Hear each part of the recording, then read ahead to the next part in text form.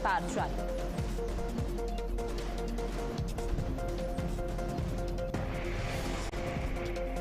नमस्कार, बहुत स्वागत है आप सभी का भारत अपडेट पर। मैं हूं आपके साथ ऋतु भंडारी। शुरुआत करते हैं जहां उत्तर प्रदेश एक ऐसा राज्य है जो कभी बीमारू और पिछड़ेपन की छवि से बाहर निकलने के लिए संघर्ष करता रहा। आज वो खुद को देश के सबसे बड़े निवेश और औद्योगिक केंद्रों में शामिल करने की दिशा में तेजी से आगे बढ़ता हुआ नजर आ रहा है।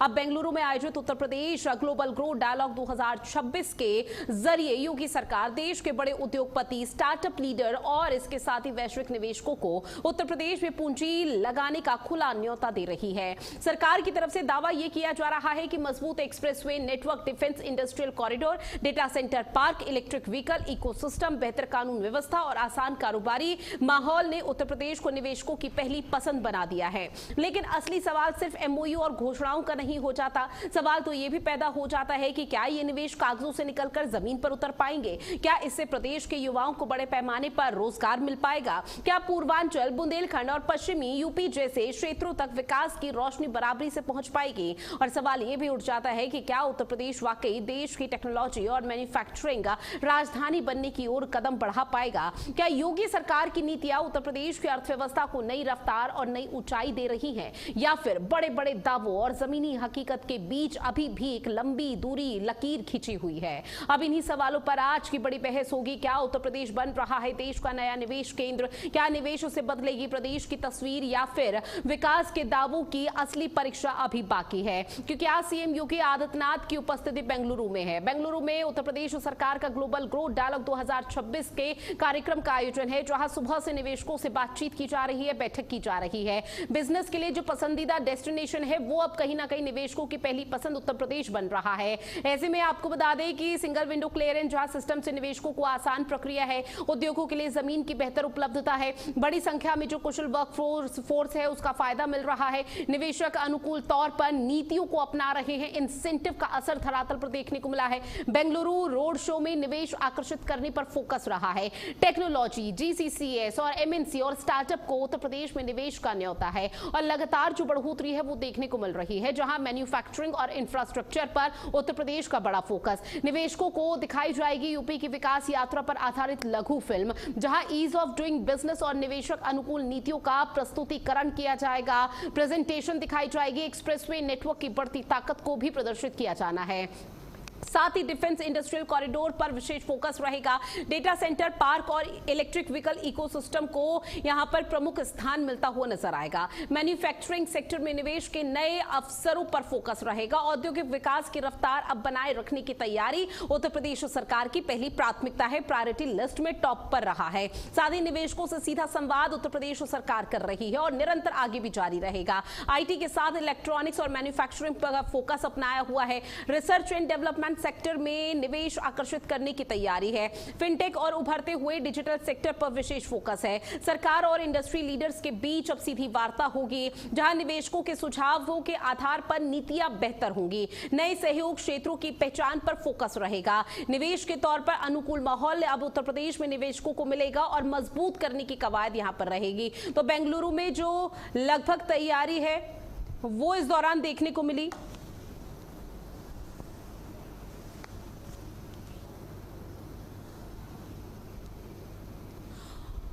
और इसी पर हम चर्चा करेंगे। खास पैनल हमारे साथ जुड़ा हुआ है जिनसे आप सभी का तारुफ करा दें। हमारे साथ राघवेंद्र सिंह, बीजेपी के प्रवक्ता, समाजवादी पार्टी का पक्ष रखने के लिए अतुल यादव जी हमारे साथ जुड़ चुके हैं और आलोक पांडे जी, राजनीतिक विश्लेषक, हमारे साथ जुड़े हुए हैं। आप तीनों का स्वागत करती हूं मैं भारत अपडेट पर। आज शुरुआत अतुल यादव जी मैं आप ही के साथ करूंगी, क्योंकि समाजवादी पार्टी का परसेप्शन जानना बेहद जरूरी इसलिए हो जाता है क्योंकि लगातार सरकार की तरफ से कहा जा रहा है कि निवेशक भारी तादाद में निवेश कर रहे हैं उत्तर प्रदेश में। उनकी पहली पसंद अगर कोई राज्य बना है तो वो है उत्तर प्रदेश, क्योंकि 2017 से पहले बीमारू राज्य था, लेकिन अब उत्तर प्रदेश बढ़कर यहां पर उत्तम प्रदेश बन चुका है। लेकिन अब ऐसे में सत्ता पक्ष का यह कहना है कि विपक्ष को कुछ नजर क्यों नहीं आ रहा है, क्योंकि विपक्ष निरंतर सवाल ही उठा रहा है कि जो यहां पर कागजों में चीजें मेंशन की जाती है वो धरातल पर नहीं है।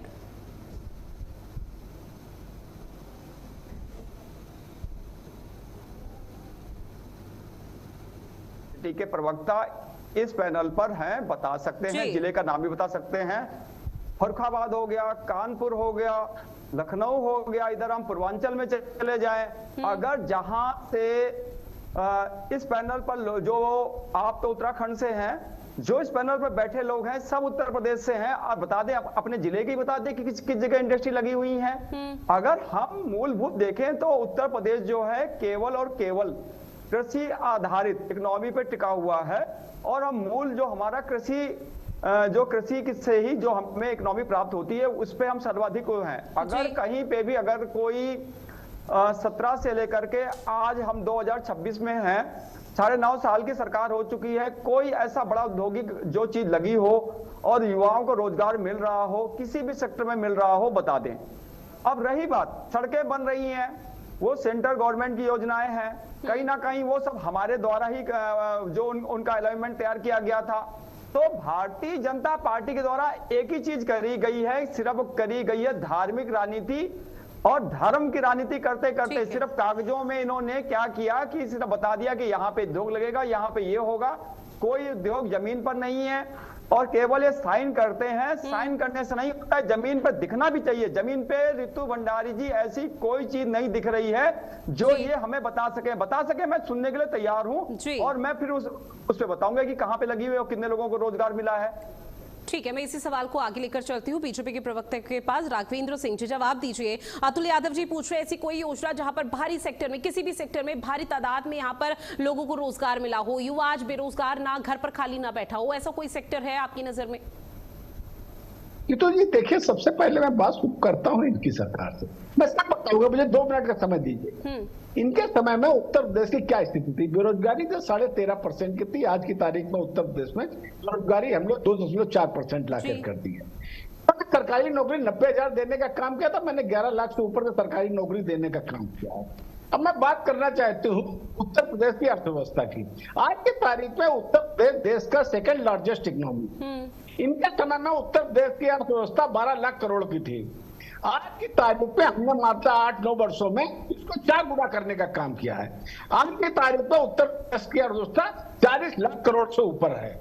हम लोगों को डाटा नहीं चाहिए हमें। अतुल यादव जी सुन लेते हैं, उसके बाद मैं काउंटर क्वेश्चन करूंगी आपके पास। अतुल यादव जी आवाज पहुंच रही है सर, बीच में मैं भी दर्शन कर लूं। अतुल यादव जी, अभी तो डिबेट शुरू हुई है सर, अभी इसे बीच में बोलना शुरू कर दिया। सर रुक जाइए, थोड़ा संयम बरतिए। मैं निश्चित तौर पर समझ रही हूँ, मैं काउंटर आपसे लूंगी, इसलिए शुरुआत मैंने आज समाजवादी पार्टी से की है, पर सुन लेते हैं बीजेपी को।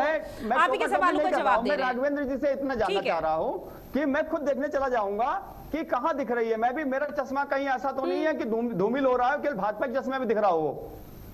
अब साथ रहिएगा, आपका चश्मा धूमिल से लेते हैं बीजेपी। आपको जो है जो भी ब्रह्मोस मिसाइल बन रही है वो नहीं दिखाई पड़ रहा है। सीतापुर में रेडको खैदान ने इंडस्ट्री डाली वो नहीं दिख रहा है। नोएडा में एशिया का सबसे बड़ा डेटा सेंटर हीरा चंदानी ने डाली वो नहीं दिख रहा है। उत्तर प्रदेश में नेक्स्ट ग्रीन एनर्जी 50,000 करोड़ रुपए इन्वेस्ट हुए वो नहीं दिख रहा है। लखनऊ में ज्ञान ने 500 करोड़ रुपए इन्वेस्ट किए वो नहीं दिख रहा है। केके डुप्लेक्स ने 100 करोड़ रुपए इन्वेस्ट किए वो नहीं दिख रहा है। मल्टी कलर इसका 100 करोड़ रुपए इन्वेस्ट किए वो नहीं दिख रहा है। हल्दीराम ग्रुप ने 1400 करोड़ रुपए नोएडा में इन्वेस्ट किए वो नहीं दिख रहा है। ने 500 करोड़ रुपए नोएडा में इन्वेस्ट किए वो नहीं दिख रहा है। ललिता पेपर ने 100 करोड़ रुपए इन्वेस्ट किए वो नहीं दिख रहा है। ने 10 करोड़ रुपए उत्तर प्रदेश में खर्च किया ये नहीं दिख रहा है। दिल्ली की संस्था नोएडा में काम कर रही है, 300 करोड़ रुपए इन्वेस्ट किए वो नहीं दिख रहा है। लखनऊ में मुंबई में इन्वेस्ट किए वो नहीं दिख रहा है। मधुसूदन भी नोएडा 50 करोड़ रुपए का वो नहीं दिख रहा है। 2000 करोड़ वो नहीं दिख रहा है। पाकिस्तान मेटल इंडस्ट्री असेंबली में काम डाला है वो नहीं दिख रही है।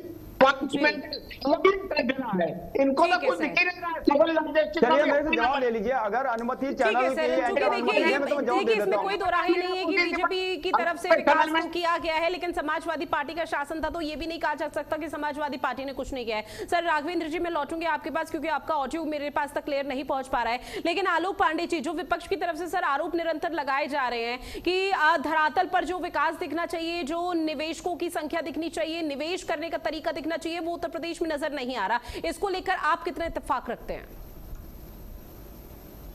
देखिए, मैं हमेशा कहता हूं कि जो डेवलपमेंट है वो सापेक्ष होता है। कोई भी व्यक्ति गरीब अमीर है वो बहुत ही सापेक्ष होती है, पहले क्या था और अब क्या जी। इससे हम डेवलपमेंट का आधार जरूर रखेंगे। तो अगर हम देखें, अभी मैं गूगल कर रहा था इसी बीच में कि देखें 2016-17 में कितने करोड़ का एफडीआई आया, तो गूगल अभी आप करके देख लीजिए, मुश्किल से 50 करोड़ के एफडीआई की बात कर रहा है।